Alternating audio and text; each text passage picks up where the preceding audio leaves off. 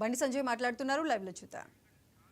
అమ్మా అమ్మా నడిచిరో, ఏ విధంగా కార్యకర్తల మీద పోలీసులు లాఠీ దెబ్బలు కొట్టిరో, ఏ విధంగా భారతీయ జనతా పార్టీ కార్యకర్తలు కాళ్ళు చేతులు విరగొట్టిరో, ఏ విధంగా కేసీఆర్ ఈ కిటికీలో నుంచి ఫైర్ ఇంజన్ పైపుతో కార్యకర్తల గుండెల మీద కొడితే ఇలా కార్యకర్తల గోడకు తలిగి తలలకు గాయాలైన విషయాన్ని ఇవాళ ఉపాధ్యాయ సంఘం ఉపాధ్యాయులు మర్చిపోలేదు.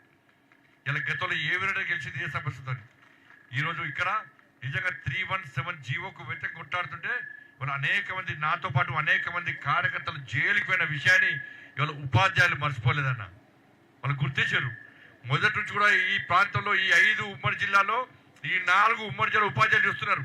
అదే 317 కోసం ఏ తపస్సు తప్ప ఏ ఉపాధ్యాయ సంఘం మా కోసం కొట్టాలి, కేసీఆర్ కు వ్యతిరేకంగా కొట్టడానికి వాళ్ళు భయపడ్డారు. 317 జీవోను సమర్థించిన ఉపాధ్యాయ సంఘాలు కూడా ఉన్నాయి. కేసీఆర్ కు భయపడి ఎవ్వరు కూడా మాకు అండగా లేరు. కేవలం ఉపాధ్యాయ సంఘం కాకున్నప్పుడు కూడా ఇవాళ తపస్ ఉపాధ్యాయ సంఘం యొక్క ఆదేశం మేరకు ఆ రోజు భారతీయ జనతా పార్టీ భారతీయ జనతా పార్టీలో ఉపాధ్యాయులు లేకున్నా కూడా ఇవాళ ఉపాధ్యాయుల సమస్యలు గుర్తించి అరే భార్య ఒకడా, భర్త ఒకడా, పిల్లలు ఒకడా, తల్లిదండ్రులు ఒకడా, చెట్టుకోలు పుట్టకోలే ఉద్యోగాలు చేసుకునే పరిస్థితిలో దాదాపు అనేక మంది ఉపాధ్యాయులు ఆత్మహత్య చేసుకునే పరిస్థితి గుర్తు చేసుకోవాలి. అనేక మంది ఉపాధ్యాయులు అస్వస్థకు గురై చనిపోయిన విషయాన్ని ఒక్కసారి గుర్తు చేసుకోండి. కానీ ఆ రోజు పోరాటం చేసింది కేవలం భారతీయ జనతా పార్టీ కార్యకర్తల విషయాన్ని ఉపాధ్యాయులు గుర్తించింది. కాబట్టి ఇవాళ కొమరే గారిని ఇంత పెద్ద భారీ మెజార్టీతో ఇవాళ ఉపాధ్యాయులు గెలిపించడం అంటే నిజంగా ఉపాధ్యాయులందరికీ భారతీయ జనతా పార్టీ కార్యకర్తల తరఫున మేము సెల్యూట్ చేస్తున్నాం. మేము ఇది మామూలు విజయం కాదన్నా. ఈ విజయం తెలంగాణ రాష్ట్రంలో భారతీయ జనతా పార్టీ కార్యకర్తలకు ఒక భరోసా, ఒక విశ్వాసం, ఒక నమ్మకం. ఇక్కడ నుంచి తెలంగాణ రాష్ట్రంలో ఏ ఎన్నికలు జరిగినా, ఉప ఎన్నికలు జరిగినా కూడా ప్రతి భారతీయ జనతా పార్టీ కార్యకర్త ఒక నరేంద్ర మోడీ వలనే ఉద్యమించి మన నరేంద్ర మోడీ అయి ప్రతి ఒక్క కార్యకర్త జెండా పట్టుకొని భారత్ మాతాకి జై జై శ్రీరామ్ అంటూ ఇక్కడ కార్యకర్తలను గెలిపించుకోవడానికి ప్రతి కార్యకర్త సిద్ధంగా ఉండడానికి ఈ ఎన్నికలు ఒక స్ఫూర్తిగా మారిన విషయం వాస్తవం. ఇలా కొమరే గారికి అన్ని విషయాలు అనుభవం ఉంది, అవగాహన ఉంది. అనేక విద్యా సంస్థలు నడిపిస్తున్న వ్యక్తి. టీచర్ల సమస్యలేందో తెలుసు. కానీ ఉపాధ్యాయ సంఘాలు కొన్ని ఏం చేస్తాయంటే తప్పుడు ప్రచారాలు చేస్తాయి.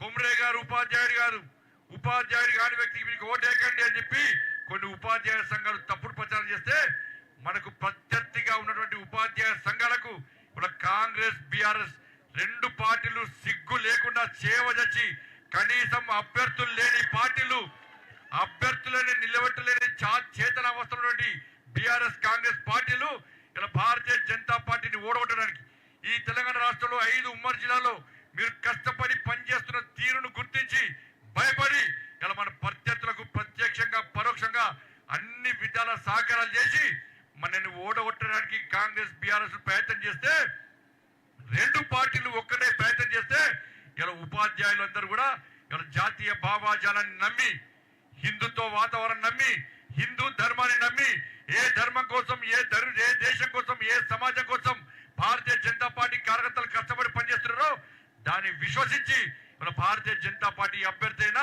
మల్కా కొమరే గారికి 5,000 మెజార్టీ ఇవ్వడం అంటే ఇది మామూలు విషయం కాదన్న విషయాన్ని ఒక్కసారి గుర్తుంచుకోండి. 2 పార్టీలు ఒక్కటే, బీఆర్ఎస్ కాంగ్రెస్. ఆ 2 పార్టీలు ఒక్కటని గతం నుంచి చెప్తున్నాం, ఇప్పుడు కూడా చెప్తున్నాం. భవిష్యత్తులో కూడా ఈ 2 పార్టీలు కలిసే భారతీయ జనతా పార్టీని ఎదుర్కోవడానికి ముందుకు వస్తున్నారు.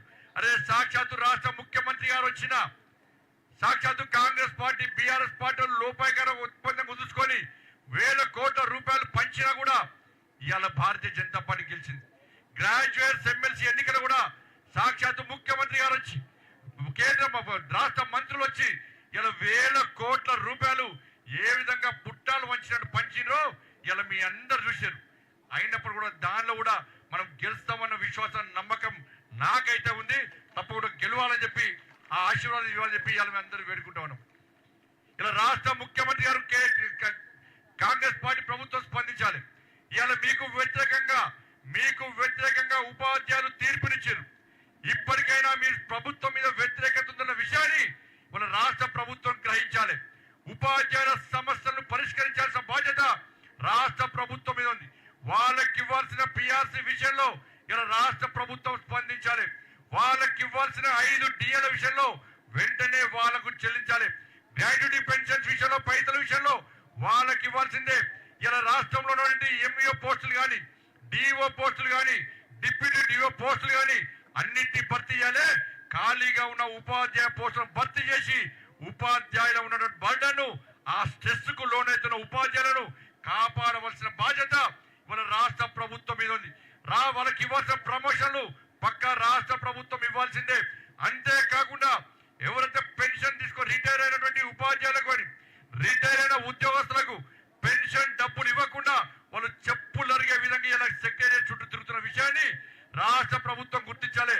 మళ్ళా ఇదే సందట్లో సడేమియాలాగా మీరు గతంలో కేసీఆర్ అనే మూర్ఖుడు 58 సంవత్సరాల వయో పరిమితిని 61 సంవత్సరానికి పెంచి పైసలు ఆపుకోవడానికి ఏ విధంగా ప్రయత్నం చేసిండో మళ్ళా కాంగ్రెస్ పార్టీ కూడా వయో పరిమితిని పెంచే ప్రయత్నం చేస్తే భారతీయ జనతా పార్టీ చేసే ఉద్యమానికి, ఈ తెలంగాణ రాష్ట్రంలో యువత నిరుద్యోగ యువత చేసే ఉద్యమానికి మన కాంగ్రెస్ పార్టీ గద్దె దిగక తప్పదన్న విషయాన్ని రాష్ట్ర ప్రభుత్వం గుర్తించాలి.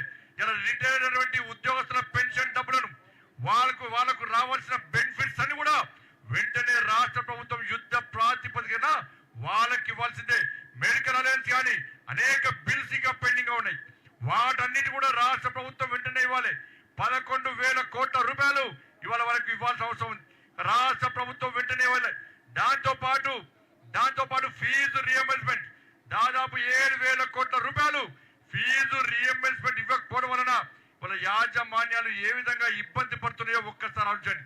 ఇళ్ల కిరాయి కట్టలేక, కరెంటు బిల్లులు కట్టలేక, సిబ్బందికి జీతాలు ఇవ్వలేక, బ్యాంకులో తీసుకున్న లోన్లను చెల్లించలేక వాళ్ళ యాజమాన్యాలన్నీ కూడా ఇలా బిచ్చమెత్తుకునే పరిస్థితి తెలంగాణ రాష్ట్రంలో వచ్చిందంటే దానికి ప్రధాన కారణం గతంలో తెలంగాణ రాష్ట్రాన్ని పాలించిన బీఆర్ఎస్ పార్టీ, ఇప్పుడు పాలిస్తున్న కాంగ్రెస్ పార్టీలే బాధ్యత వహించాల్సి ఉంటుంది. ఇవాళ విద్యార్థులకు సర్టిఫికెట్స్ ఇవ్వకుండా యాజమాన్యాలు ఇలా వేధిస్తున్నాయంటే దానికి కారణం యాజమాన్యాలకు ఇవ్వాల్సినటువంటి ఫీజు రియంబర్స్మెంట్ ఇవ్వకపోవడం అన్న విషయాన్ని రాష్ట్ర ప్రభుత్వం గుర్తించాలి. ఇప్పటికీ ఇబ్బంది పడుతున్నారు యాజమాన్యాలన్నీ కూడా. కాబట్టి ఇట్లా కేజీబీవీకి సంబంధించి వాళ్ళ సమస్యలను పరిష్కరించాల్సిన బాధ్యత ఉన్నది. వాళ్ళ సిఆర్టీ లేని వాళ్ళందరూ కూడా కేవలం 26,000 రూపాయలు మాత్రమే జీతాలు ఇస్తున్నారు. స్పెషల్ ఆఫీసర్స్ కు కేవలం 32,000 రూపాయలు మాత్రమే జీతాలు ఇస్తున్నారు. రాష్ట్ర ప్రభుత్వం దిగి రావాలి. సిఆర్టీలకు 32,000 రూపాయలు, స్పెషల్ ఆఫీసర్లకు 52,000 రూపాయలు పక్కా జీతాలు ఇవ్వాల్సిందే. వాళ్ళ కేజీబీవీకి సంబంధించి వాళ్ళ సమస్యలను పక్కా పరిష్కరించాల్సిందే. ఈ డిమాండ్లన్నీ కూడా మేము ప్రజలతో తీసుకుపోయినాం కాబట్టి, ఉపాధ్యాయులు తీసుకుపోయినాం కాబట్టి మీరు మాకు ఓటేసి గెలిపించండి, మా కొమరయ్య గారిని గెలిపించండి, మా అంజిరెడ్డి గారిని గెలిపించండి. భారతీయ జనతా పార్టీ దమ్మెందో చూపెడతాం. మా కొమరయ్య గారు మామూలు వ్యక్తి కాదు, చూస్తే సిన్సియర్ ఉంటాడు. కానీ శాసన మండలిలో మా కొమరయ్య గారు నోరు తెరిస్తే ఇలా ప్రభుత్వం సమాధానం చెప్పలేక గిల్లగిల్లలాగా కొట్టుకునే పరిస్థితి తప్పకుండా రాబోయే రోజుల్లో వస్తున్న విషయాన్ని కాంగ్రెస్ పార్టీ ప్రభుత్వం గుర్తించాలి. కొమరయ్య గారికి అండగా ఇలా భారతీయ జనతా పార్టీ కార్యకర్తలు ఉన్నారు. మా కిషన్ రెడ్డి గారి నేతృత్వంలో ఇది 3వ విజయం. కిషన్ రెడ్డి గారు రాష్ట్ర అధ్యక్షుడు అయిన తర్వాత 8 ఎంపీ స్థానాలు గెలిచాం. కిషన్ రెడ్డి గారు రాష్ట్ర అధ్యక్షుడు అయినాక 8 ఎమ్మెల్యే స్థానాలు గెలిచాం. కిషన్ రెడ్డి గారు రాష్ట్ర అధ్యక్షుడు అయిన తర్వాత వారి నేతృత్వంలో ఈరోజు ఎమ్మెల్సీ గెలుస్తాం. రేపు కూడా ఎమ్మెల్సీ గెలవడానికి పూర్తి అవకాశాలు ఉన్నాయి. కాబట్టి ఇదంతా కూడా కిషన్ రెడ్డి గారు ప్రతిరోజు మాకు ఫోన్ చేయడం, మాకు సూచన సలహాలు ఇవ్వడం, మీరు ఈ విధంగా చేయండి, ఈ విధంగా చేయడం చెప్పి మాకు పూర్తి స్వేచ్ఛనిస్తే ఇలా రామచంద్ర రెడ్డి కానీ, ఇలా పాయల శంకర్ గారు కానీ, గౌరవ సునీల్ రావు గారు కానీ, కృష్ణారెడ్డి గారు, సంజయ్ రెడ్డి గారు, వీళ్ళందరూ కూడా కష్టపడి ప్రతి ఒక్క వ్యక్తి కష్టపడి పనిచేస్తాం. కాబట్టి కార్యకర్తలు 25 ప్రభారి పేరుతోని ఇంటికి తిరిగి రావంటే ఒక్కొక్క కార్యకర్త ఒక్కొక్క ఉపాధ్యాయుని కనీసం 3 సార్లు కలిసి నమస్కారం చేసి జై శ్రీరామ్ అని చెప్పారు. కాబట్టి ఈ విజయం సాధ్యమైంది. కాబట్టి ఈ విజయం ఇక్కడితో ఆగిపోదు. స్థానిక సంస్థల ఎన్నికల్లో ఇలా ప్రతి కార్యకర్తను వార్డు మెంబర్ నుంచి జడ్పీ చైర్మన్ వరకు కూడా, మున్సిపల్ కమిషనర్ మేయర్ వరకు కూడా గెలిపించే బాధ్యత మాది. స్థానిక సంస్థల ఎన్నికలకు ఇదే జోస్తోని, ఇదే ఓస్తోని, ఇదే హుషారుతోని ప్రతి భారతీయ జనతా పార్టీ కార్యకర్త నరేంద్ర మోడీ గారి నాయకత్వంలో, ఈ తెలంగాణ రాష్ట్రంలో కిషన్ రెడ్డి గారి నాయకత్వంలో స్థానిక సంస్థల ఎన్నికలో పూర్తి స్వీప్ చేయాలని చెప్పి మీ అందరికీ విజ్ఞప్తి చేస్తూ నిజంగా మరొకసారి 317 జీవో సందర్భంగా కొట్లాడిన కార్యకర్తలందరూ కూడా హ్యాట్స్ ఆఫ్ అన్నా. కరీంనగర్ భారతీయ జనతా పార్టీ కార్యకర్తలకు, తపస్ ఉపాధ్యాయులందరూ కూడా రాష్ట్ర శాఖ తరపున మా కిషన్ రెడ్డి గారి తరపున ఇలా ఉదయమే ఫోన్ చేసి కిషన్ రెడ్డి గారు చెప్పారు, కరీంనగర్ లో భారతీయ జనతా పార్టీ కార్యకర్తలు హ్యాట్స్ ఆఫ్ చెప్పు నా తరపున. రాష్ట్రంలోని తెలంగాణ రాష్ట్రంలోని అన్ని జిల్లాల కార్యకర్తల తరపున కరీంనగర్ కార్యకర్తలకు హ్యాట్స్ ఆఫ్ చెప్పు. ఎందుకన్నా నేను అడితే 317 జీవోకు వ్యతిరేకంగా కరీంనగర్ లో కార్యకర్తలు చేసిన యుద్ధం మామూలు యుద్ధం కాదు. ఆ యుద్ధం వలనే ఈ ఉపాధ్యాయులు గుర్తించి గమనించి ఇవాళ మనకు ఓటేసి గెలిపించారు. నరేంద్ర మోడీ గారి నాయకత్వం నమ్మి మనకు ఓటేసి గెలిపించారు కాబట్టి రాబోయే రోజుల్లో ఇంకా ఉద్యమిస్తాం. ఎప్పుడైతే ఇప్పుడు సమస్యలు చెప్పినో, ఉపాధ్యాయుల ఉద్యోగుల సమస్యలు ఎప్పుడైతే చెప్పినో ఆ సమస్యలు పరిష్కారం అయ్యే వరకు కూడా భారతీయ జనతా పార్టీ కార్యకర్తలు నిద్రపోరు. ఈ ప్రభుత్వాన్ని మెడల్ వంచం. ఈ ప్రభుత్వం దిగి రావాల్సిందే. మేము చెప్పిన డిమాండ్స్ ఈ రాష్ట్ర ప్రభుత్వం పక్కా పరిష్కరించాల్సిందే. బీఆర్ఎస్ పార్టీ లెక్క కాంగ్రెస్ పార్టీ వివరిస్తే బీఆర్ఎస్ పార్టీని ఏ విధంగా ఉద్యోగులు ఉపాధ్యాయులు ఇవాళ ఫామ్ హౌస్ కు పరిమితం చేసిరో ఇవాళ కాంగ్రెస్ పార్టీ ప్రభుత్వం కూడా అదే పరిస్థితి వస్తున్న విషయాన్ని కాంగ్రెస్ పార్టీ నాయకులు గుర్తుంచుకోవాల్సిందిగా హెచ్చరిస్తూ మరొక్కసారి ఈ విజయాన్ని మాకు అందించినటువంటి ఉద్యోగులు ఉపాధ్యాయులందరూ కూడా, ఉపాధ్యాయ వర్గానికి అందరూ కూడా, ముఖ్యంగా తపస్, విద్యార్థి పరిషత్, ఏబీవీపీ కార్యకర్తలు కూడా